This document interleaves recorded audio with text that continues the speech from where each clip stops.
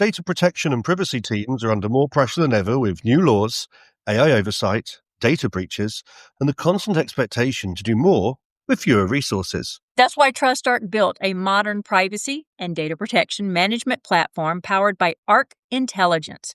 It unifies your tools, automates the work that slows you down, and surfaces what matters most right when you need it. From guided quick actions to our intelligent assistant, Ask Arc, you get credible, contextual answers backed by expert research, not generic AI guesses. Finally, privacy that works the way privacy pros work. Learn how TrustArc helps teams move faster with confidence at trustarc.com/serious-privacy.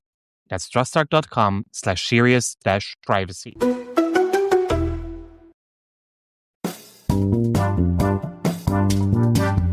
You're listening to Serious Privacy by TrustArc. Please welcome our hosts, Paul Breitbarth and Kay Royal. This is the weekend of the 2020 IEEE International Symposium on Technology and Society, discussing public interest technologies in a 4-day-long global online conference. In normal times, this conference would have taken place face-to-face, facilitating lots of participants to debate their papers with their peers in person. But the COVID-induced online edition also has its advantages. More people from around the world can take part in the discussions and see the wealth of topics that are on the agenda. Quite a few of these issues have been addressed earlier in the first season of the Serious Privacy podcast, from ethical AI concerns to COVID apps, and from surveillance societies to mentoring the next generation of technology innovators. We are therefore honored to be able to contribute a little bit to this great conference with the first ever live edition of Serious Privacy. My name is Paul Breitbarth. And I'm Kay Royal, and welcome to Serious Privacy. Thank you so much for joining us, and we're going to jump right into the unexpected question that we're accustomed to having. So here's the question, Paul. What are your Sundays usually like? Ooh, they can vary quite a lot, to be honest. But my favorite Sundays would be having a little bit of a sleep in, not too late, but get a bit of extra rest in the morning. Read the newspapers with some good coffee and some breakfast, and maybe go for a walk, see some friends, lots of cooking, ideally a good dinner with a glass of wine or a nice beer. Yeah, nice and relaxed. How do you manage to have nice and relaxing Sundays? I say planned out and fun when I say nice and relaxed. My Sundays are usually sleep late and play with the dogs. That's about it for my Sundays. I'm going to get it for there. So let's dive right into the topic. Was very pleased to be asked to do this, knowing that we may or may not have individuals that show up to be part of our podcast, and that's okay. We don't have a presentation. It's strictly a podcast where we talk. One of my friends, Professor Katina Michaels, who is the co-chair of the conference, and she's a professor at ASU. I'm also a law professor at ASU. She and I have spoken on panels together, typically around things like IoT or smart cities technology. So I absolutely love her academic credentials, the way she has to speak, her take on technology. So when she asked if we wanted to be part of this, it kind of came up accidentally. She was bragging on it on LinkedIn about the conference, advertising it. And I was like, oh my gosh, this is basically what my dissertation is on, is how do you manage technology and privacy at public universities? Okay, tell me more. Which of course is related. Tell me more. Tell you more. Yes. Tell you more. Tell you more. Okay, I'm not going to sing, I promise. This is a virtual conference, which pretty much everything in 2020 has been, but it's a combination of the IEEE and public interest technology, and then the ISTAS, which I have to look up exactly what that stands for because I'm not good at remembering things. I think that would be International Symposium on Technology. See, I love you, Paul. That's the reason why I love you. And it's been 3 days. And it's offered simultaneously in Europe, in Australia, and the United States. It has the different tracks. And I've been listening to some of the papers that individuals have been presenting in some of the other tracks. Absolutely fascinating. Just absolutely fascinating. The topics range, I can't even say they range from A to Z because they're literally all over the world and all over the technology spectrum. And some of the ones I listened to were fantastic. Some were students. just getting started in their field of interest, looking at how do you solve the world problems. They have about 30 minutes to present their papers, and I swear it's hundreds of them. It's hundreds of them. And they're fascinating. So what's your favorite so far? Of the ones that I've listened to, I have to admit it was one I was listening to this morning, and he was talking about how the electives that they take in school for engineering and technology don't prepare you to actually practice in a data-driven world, and how a lot of the classes you're taking are set up under an academic model. He probably didn't say this, so I'm not going to attribute it to him, but I got the impression the requirements that you have to take for engineering or technology are not set up for actual practice in a real world. They're set up for an academic world. And that the electives aren't usually robust enough to satisfy an individual's interest in using technology to address the issues that we have in the world nowadays. And I agree with that. I mean, I've been trying to convince my school for years, 5 years going on now, to set up an online certificate for data protection and cybersecurity, because everybody needs to know about it. Whether you're an engineer working with products, we've heard this from the data scientists who aren't taught privacy as part of their data science. It's not a requirement to work with data. But lawyers who want to know more about privacy, non-lawyers in privacy who want to know more about law, people who are designing who want to know more about law, because let's be frank, it's privacy law driving all this, because security laws are there. We have some security laws, but overwhelmingly it's privacy laws that are driving what we're looking at and how you use the data. And I'll tell you a funny. Yesterday I pulled up, I go out like once a week. Yesterday I pulled up at a Target with my husband, and I think I've mentioned before, I have a personalized license tag that is from supporting the Arizona Science Center. So it's a black background with the green matrix numbers on it. And I have privacy, so you can't really mistake my car. There was a guy that pulled up almost right next to us. His was the exact same tag and had your data. Wow. So I had to play a little bit of a stalker moment and stop him. And he's a data scientist. Look at that. Look at that. There are like-minded people around it. And so it's interesting that our schools aren't really preparing people to work with real-world problems. So a symposium like this is absolutely needed. I agree with Salah, who is our host for today in the symposium, that it's a good symposium, but we miss being in person. We miss those water cooler conversations and passing each other in the hall. You and I were just speaking about it the other day.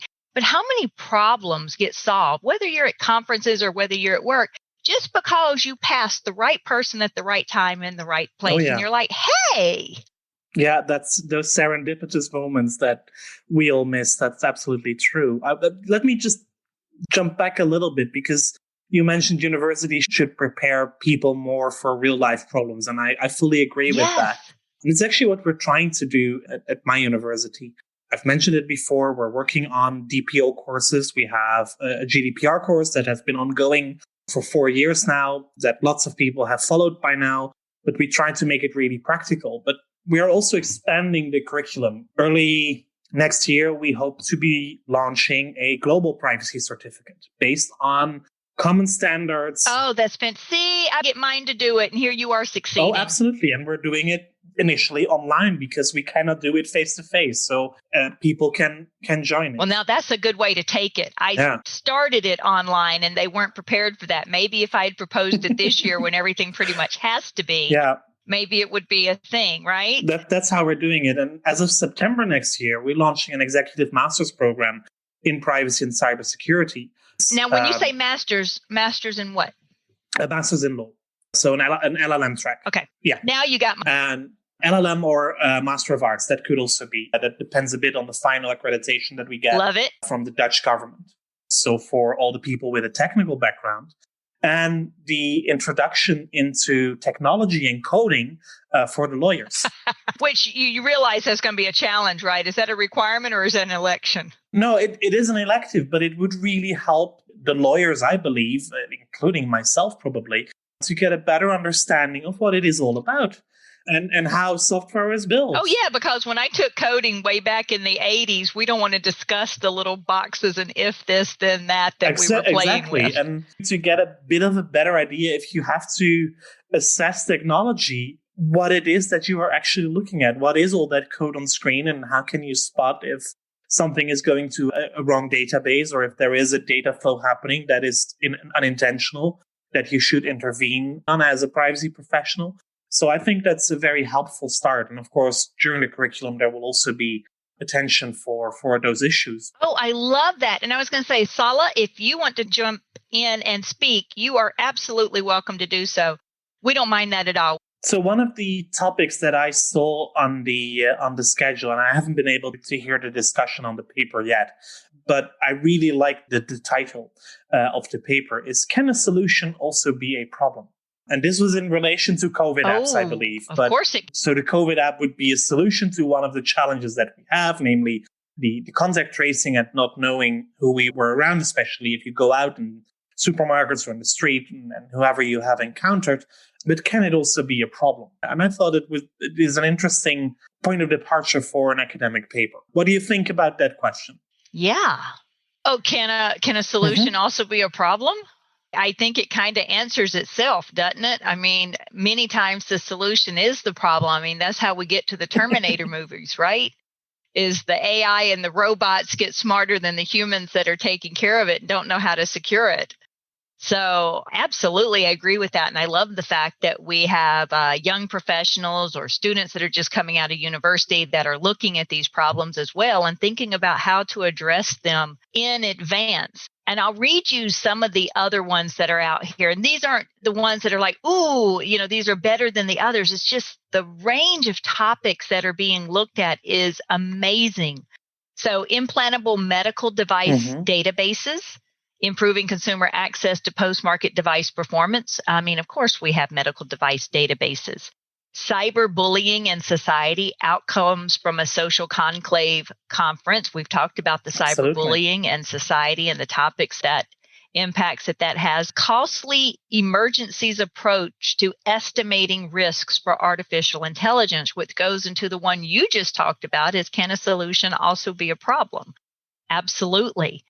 It just goes on. Fairness of machine learning algorithms, the Tesseract optimization for data privacy and sharing economics, classification of Twitter users based on temporal topical interests. I mean, I'm blown away by the range of these. And by the way, this goes on and on and on. Yeah, it's hundreds of papers. I was surprised as well. It really is.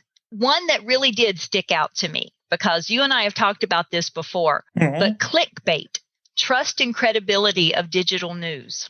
And I hate clickbait.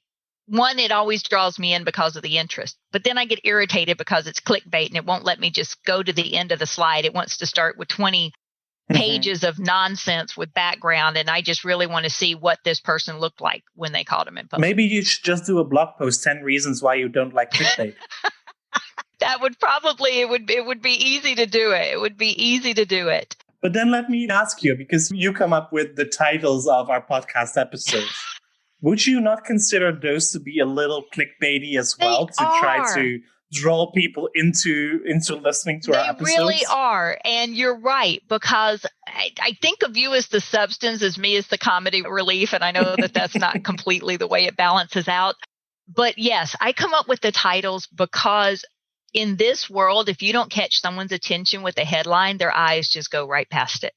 For some reason, they don't engage their brain when they're looking at what to look at. They're engaging that mask that we all have to filter everything online through, which is essentially no thinking engaged. We just need something that our eyes catch and get our attention, and that's where clickbait started. But it also comes from the idea of having so much information thrown our way that, one, we don't decide in a real thinking manner what we're going to pay attention to. But two, we very rarely actually look at the substance. How often nowadays are we looking at the titles of headlines of stories? And I think we were talking about this the other day with a COVID study by the US CDC. and how the title of the story didn't actually match what was in the story. It's very misleading, but yet people share it and they talk about it and they believe in it and they form thoughts on it because of the headline without actually reading the substance of the story. So hopefully I'm not misleading in our titles. I mean, I think the substance of our title actually matches the substance of the podcast. But yeah, absolutely. You got to play the game. Don't hate the players, hate the game, right?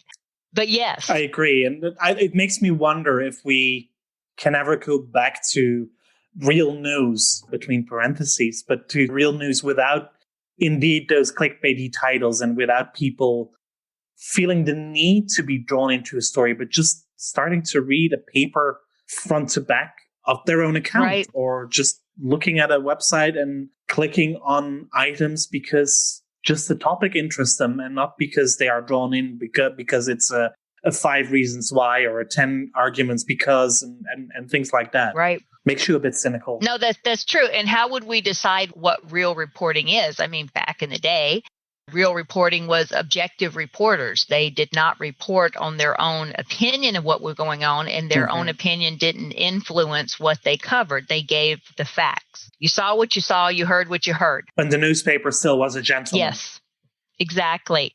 Exactly. So I'm going to pick out another couple of topics here, or have you been able to listen to any of the papers going on? I haven't listened to the discussions, but I've looked through quite a few of the titles. And what stands out to you? Because I think they make the papers available as well to go read. I know, and I mean that's for my 2027 reading list, I guess, by now, with all the other things that have come out in only the past couple of days. But one that I'm really interested about is the Fourth Industrial Revolution, Ooh. Promise or Peril. And as I said, I haven't read it yet, but hearing just the title, it is the Fourth Industrial Revolution is, of course, the data revolution that we are currently in.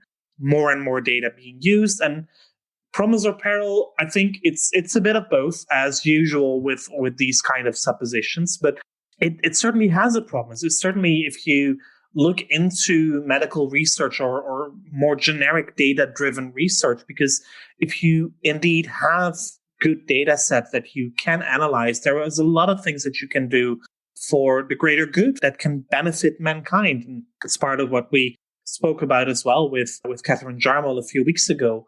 But of course, it has a danger that we also see on the side of the surveillance industry and the social media and the companies that want to collect all of your data just to make financial gains from it. Right. Which seems almost natural from how data grew up, but not natural I guess not natural is not the word, but unnatural, or in the fact that it's grown so fast to mean so much. And that somehow or another, the lines have not even blurred. They've just basically completely disappeared when it comes to the ethics of data. And I know Salah, our moderator for the podcast with the symposium, is on. And so if you wouldn't mind introducing yourself a little bit, and please join the conversation. Yeah, of course. I'm a second-year PhD student in the Innovation and Global Development Program at the School for the Innovation of Society. And I just think that the topics that you bring forward are very interesting and really catch the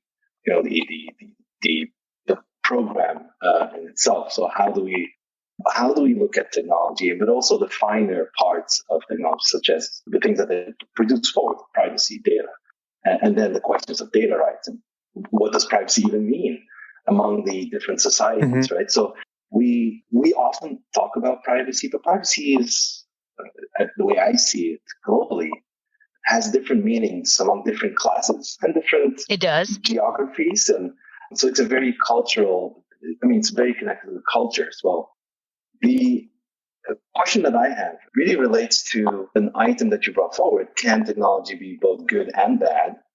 And then the fourth revolution that we're basically in at this moment. So the presentation that I had was about platforms and how platforms provide opportunity to people, especially in the informal economy, to be, the way they describe it, to be more economically productive, right? So we have the Ubers. There are also a lot of other companies that are working now to formalize informal economies.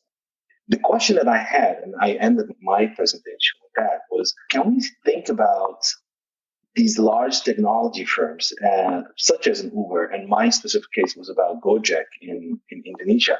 But can we think about these platforms without thinking about the monopoly that they try to create within society, which ultimately means that they need to have the sole right over the data. They're already only sharing whatever they need with their drivers in the network, but their whole existence is centered around owning that data, doing whatever they want with the data, and then morphing into other type of platforms such as payments, etc. So my main question was, can we think about another structure where data is indeed shared? It is more democratic than we know now, and it is more beneficial for the people in their networks in a possible future. So can we think about an Uber that is actually more data sharing, more of a data sharing platform than a monopoly of the data they get?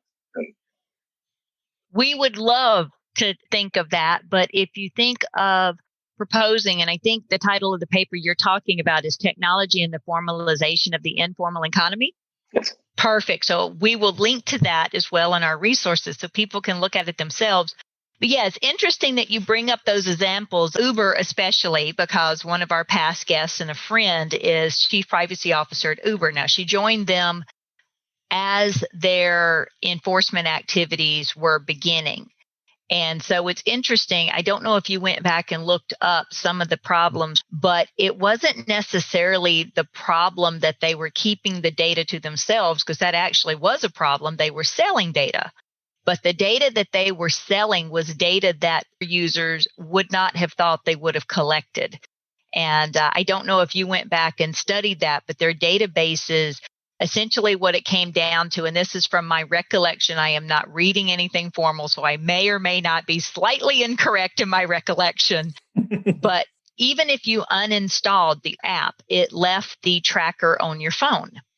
And so it was not only tracking where people were, but it was pulling out then profiles or suppositions that they were making about people. So in other words, if you went to church every Sunday at 9 a.m., they knew where you went to church, therefore they knew what religion you were, and they knew that you were a devout churchgoer. They were also capturing, if I recall correctly, things that were happening around the household. So I believe that they were capturing if people had pets, or they were capturing if there was dissension in the household and yelling. They were capturing sleep patterns. So it was really interesting the amount of data that was being captured, and then they were selling it and using it as these profiles of people. So when you talk about, are they creating a monopoly of data and can that data be shared? I believe that their collection of data has been vastly drawn back into what we would expect to be fair and transparent. They're still a tech company. It's probably not everything you would expect. But it would be interesting to know when you say, should they be sharing this data? So let's say they're not collecting all of those realms of data. They're basically collecting trip data. And so what would your premise of sharing then be for a more democratic society? I'd love to know. Well, I mean, I see it more from the understanding what is collected, understanding how it's used, and also understanding how it's monetized. I mean, those are... I like it. How do they draw conclusions and implications from combining data? And are they buying other sets of data or acquiring other sets of data and combining them in new ways to come out with new types of profiles? Correct. I mean, I see no reason for anyone not to be able to be presented with some kind of a pathway. So we collected this, and this is what it eventually will do. And so my concern is not so much about what they're doing right now, but more of a, can we think about another type of, maybe some more philosophical questions? Like, can we think about other type of being, another type of monetization, another type of, without creating this imbalance in society where you have 2-3 companies that are really owning and understanding more about you than you.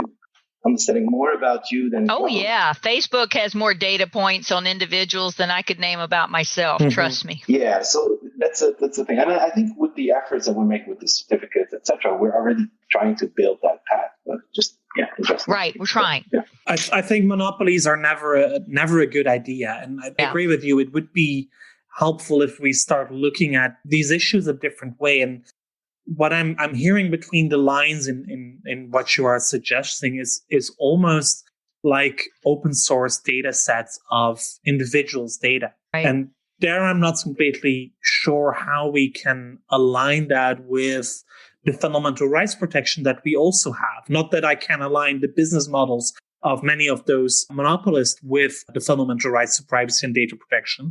Let me be clear about that.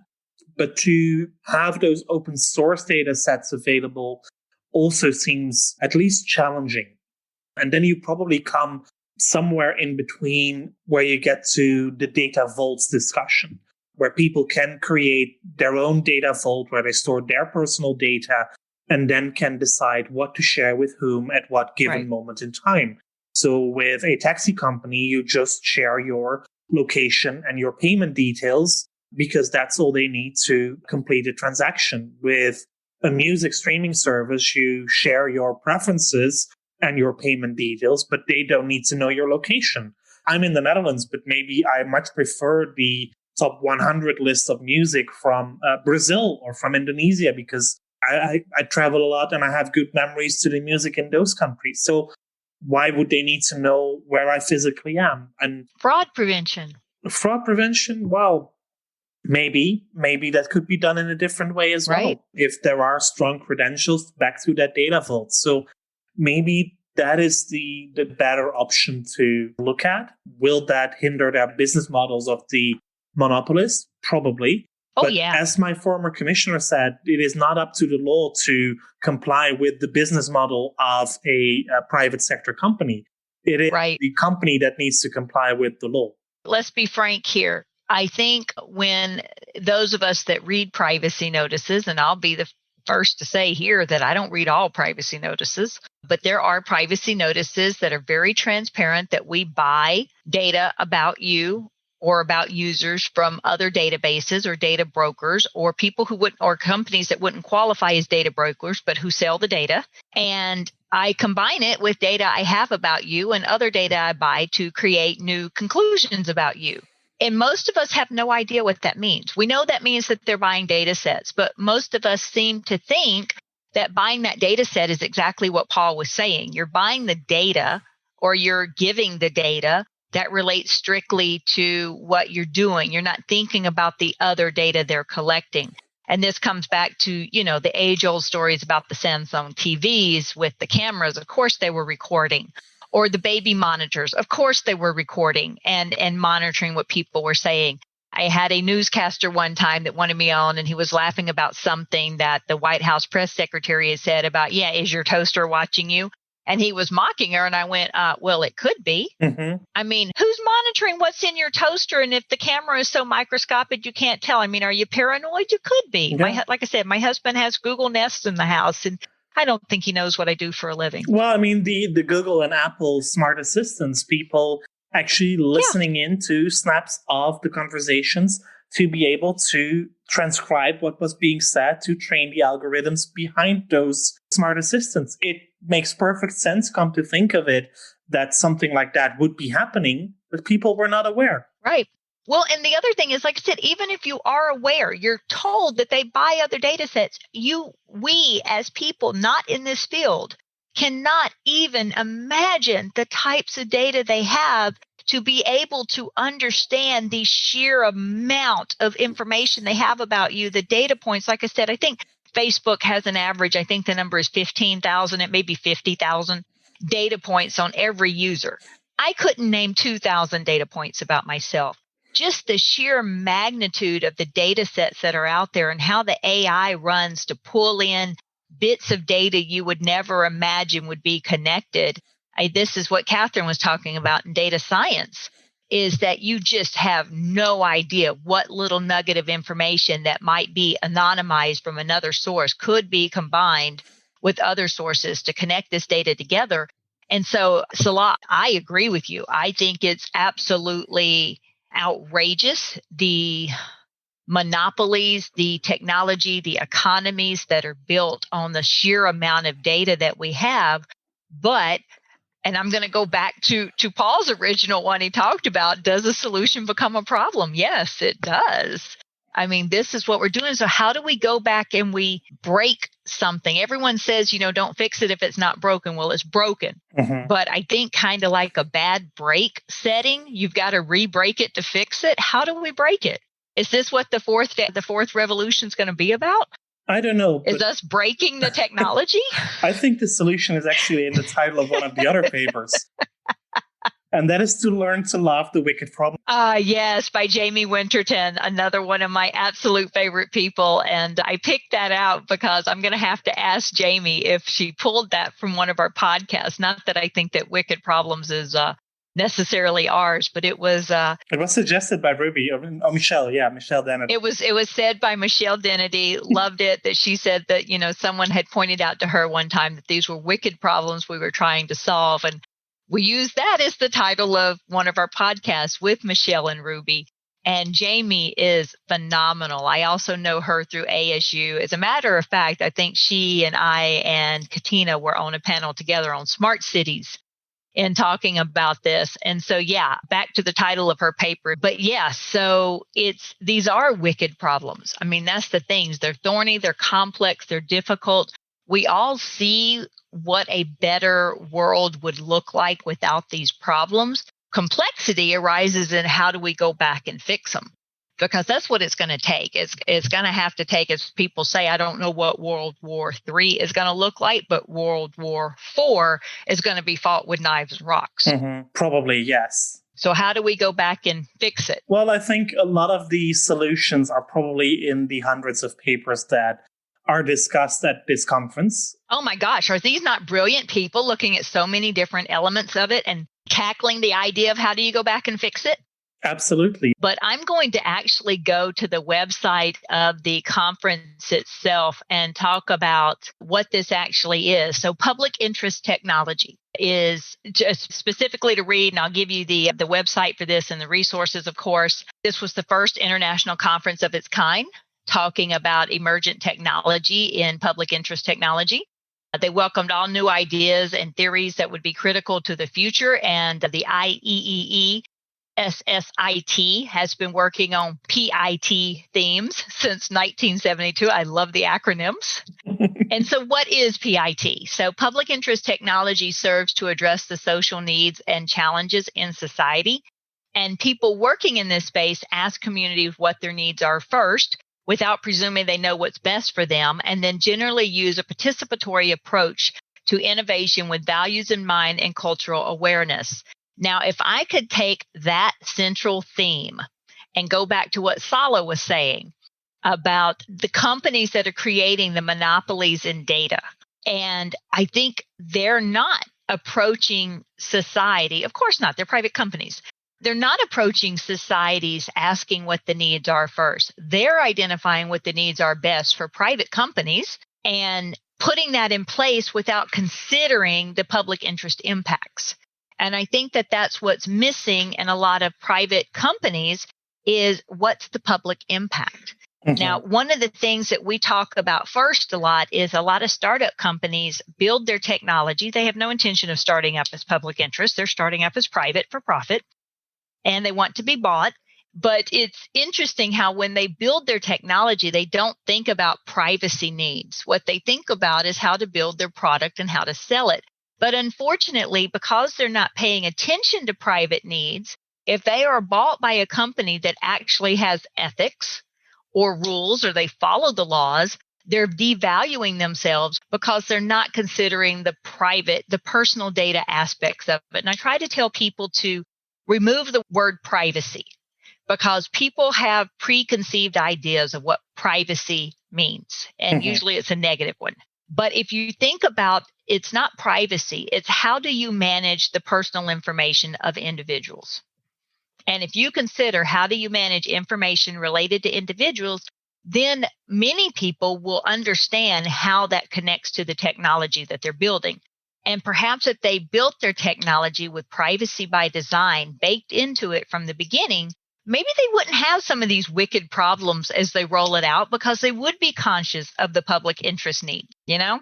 Mm-hmm. No, I think you are absolutely right there. I was trying to find while we were talking as well if some of the papers had already been published, but that is not yet the case. I think that will be done at a later time because, of course, this being part of the peer review, it is also still part of being further input for the writing of the papers themselves. But I really like conferences like this where smart people come together and bring forward their ideas. And it is not just the same usual suspects telling the same usual stories, but these are the new views that...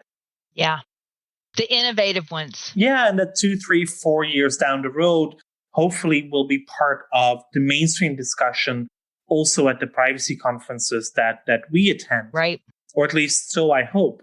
Well, and like our conversation with Tom Besor, who is an experienced professional, but moving into the privacy field, I love the fact that the people entering this, Salah being one of them, comes into our field without preconceived ideas of how things should be done. Being from, where'd you say you're from?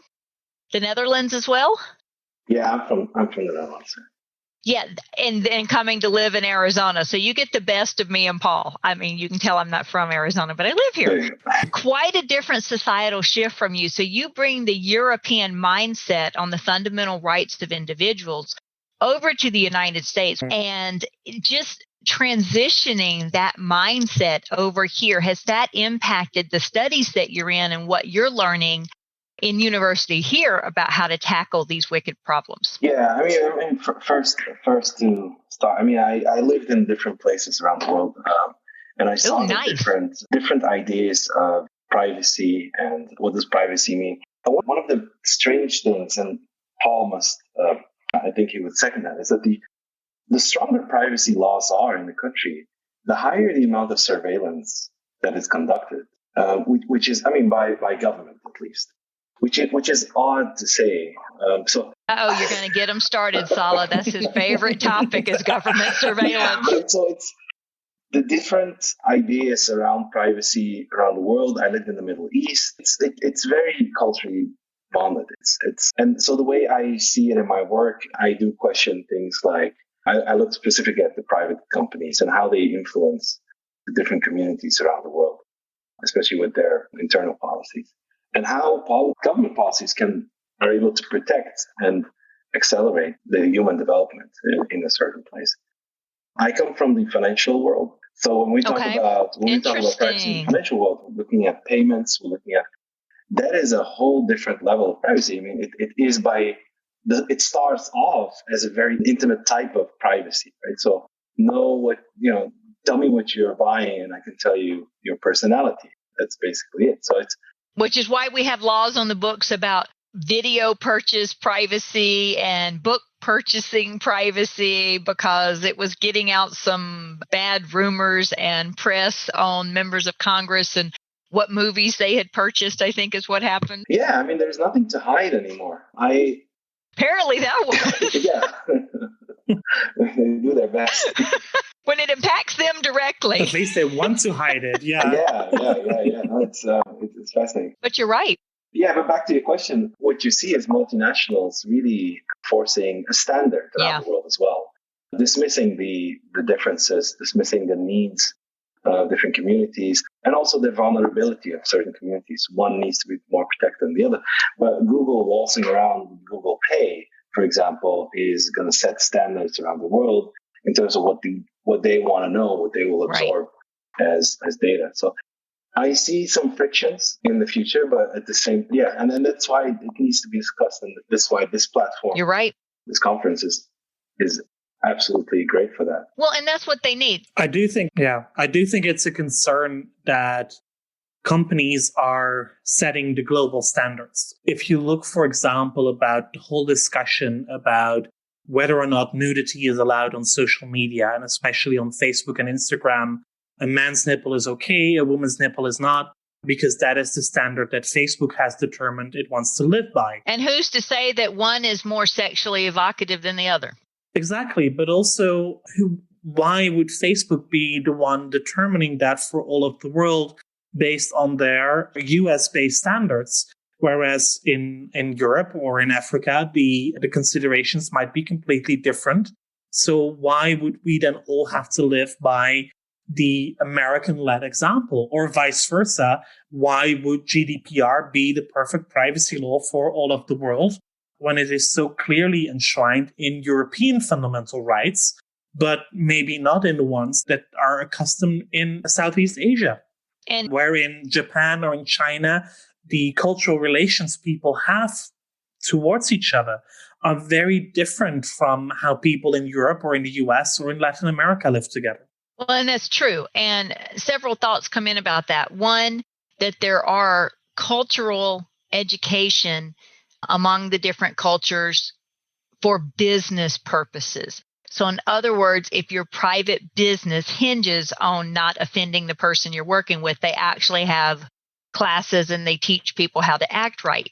But they don't when it comes to societal norms and mores.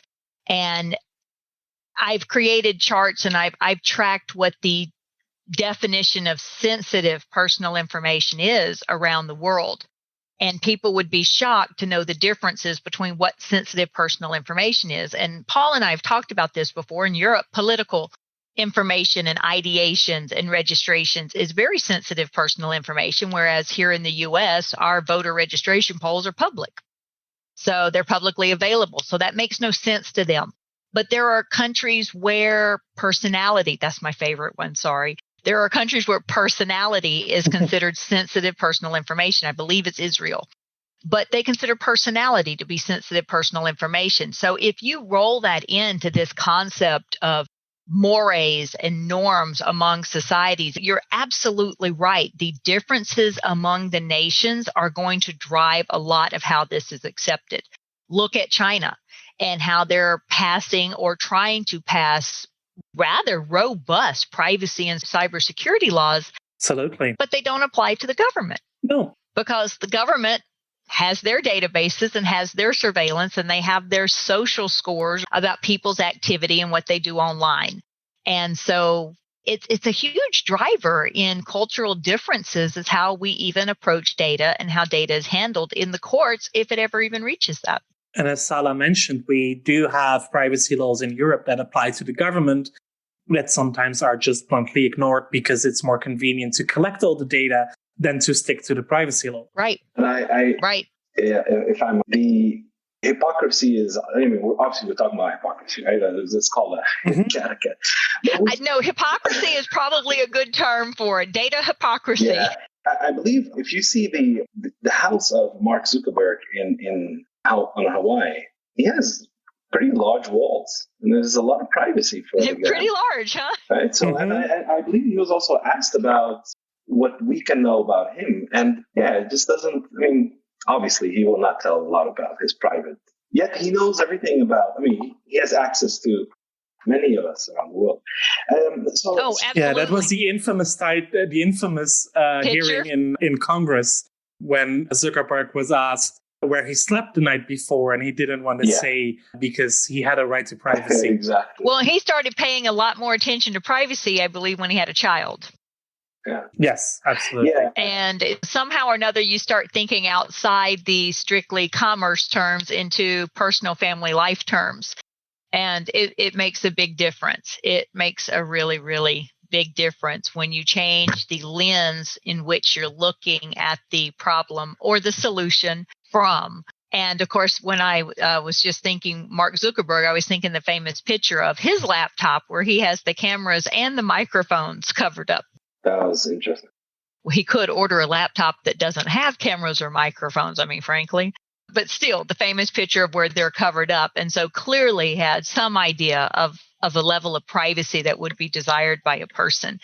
And what shocks people, especially if we're going down the Facebook realm, is people that aren't part of Facebook, but they're still part of their data sets because other people bring them into Facebook through pictures or through conversation or through posting about somewhere they've been, and it brings in an image or a mention of a person to where that person is already in their data set, even if they're not part of Facebook, which is really crazy. And when you say, why is it up to social media companies to determine what is proper and what's not proper, think of all the alternative social media companies that have popped up now through the U.S. election or post-election, where there's what is it, Parler and MeWe. I think they popped up years ago, but all of a sudden they're becoming very popular. And it's interesting what people are willing to give and take for services based on what data they're willing to exchange or people they're willing to socialize with. Yeah, absolutely. And yeah, looking at this whole range of topics for papers, we mentioned it's literally hundreds of them. What I'd like to do is once the papers are out, but to pick a few, keep a lookout for those in the coming year, and maybe invite some of the authors back to discuss the papers with us in our season 2 as of January next year. And then we can hear some of those voices. I would love to, because some of these are fascinating. And yeah, absolutely. It's interesting knowing that some of them are addressing the topics when they don't have the experience working in the world to really understand some of the thorny issues they're tackling. And that's not a criticism. That's a yes. They're coming at it without any preconceived ideas and saying, why not this? And the challenge is going to be working with people like Paul and I that have the practical applications that we're going, because of this and this and this, but fight us, challenge us. Paul and I are pretty much not the ones you're going to have to fight, but bring it on. I mean, that's the thing. Bring the new blood, bring the new thoughts, bring the new suggestions, challenge why something can't be done or why it hasn't been done or why it shouldn't be done. Challenge that, push it. That will make all of us better. Exactly. Make them justify why, because a lot of times their why really doesn't make any sense. And even if it does make sense, is it hurting more people than it's helping? Is it for better or for worse? And that's where having the new blood, the new brains, the new approaches is really, really going to make this technology sector much better worldwide than what we've seen up to this point, because data is just multiplying outrageously. And if we don't get a handle, we're already out of control. But if we don't try to bring it back into control, then, I don't know where we're going to be in 5 years, 10 years with the harms that are going to come to humanity. So on that very positive note, we'll conclude our very first live episode of Serious Privacy. And thank you for those who have been listening in, for those who listen to this as part of the conference later on in the week, or of course to those of you who listen in the regular podcast feed where the episode will appear as well. And let's say thank you. Thank you so much to Katina and to the organizers for having us on here, letting us look at the fantastic work that you're doing and having some insight into what we can look forward to having new minds and new solutions just breaking into this. I'm very excited about it. Absolutely. And promise we will bring back some of these voices in our season 2 next year. If you like this live version of the podcast, why don't you take a look at some of our earlier episodes? They are in your favorite podcast app as well as on our website, trustarc.com. Should you have any questions or suggestions, if you want to be a guest on the show, please reach out to us via seriousprivacy@trustarc.com or via Twitter at @podcastprivacy. You will find Kay on Twitter as Heart of Privacy and myself as EuroPolB. Thank you for listening to Serious Privacy Live. Enjoy the rest of the conference, and until our next episode, goodbye. Bye, y'all. That was Serious Privacy.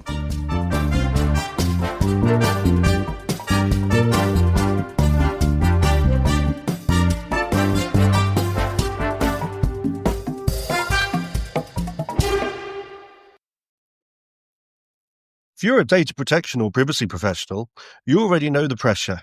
Non-stop regulatory change, AI oversight, internal demands, and the expectation to somehow stay ahead of it all. And the old patchwork of tools just isn't cutting it anymore. No. That's why TrustArc created a modern privacy management platform powered by Arc Intelligence. The TrustArc platform brings your workflows, evidence, research, tasks, and applications all together in one unified and intelligent workspace so you don't waste time digging, clicking, or context switching. With Ask Arc, your privacy assistant, you can ask plain language questions about laws, jurisdictions, or even your own program data and get credible, cited answers based on NIMD research and more than 1,000 global laws. It's explainable, transparent, and purpose-built for data protection and privacy. So if you need to add a vendor, create a cookie banner, or start an assessment, Quick actions take formally complex tasks, turn them into bite-sized guided workflows to save you time. It's a platform that thinks like you, works like you, and helps you move faster with confidence, whether you're a seasoned DPO or you're just getting started. See how modern privacy gets done. Explore ARC at trustarc.com/serious-privacy. That's trustarc.com/serious-privacy.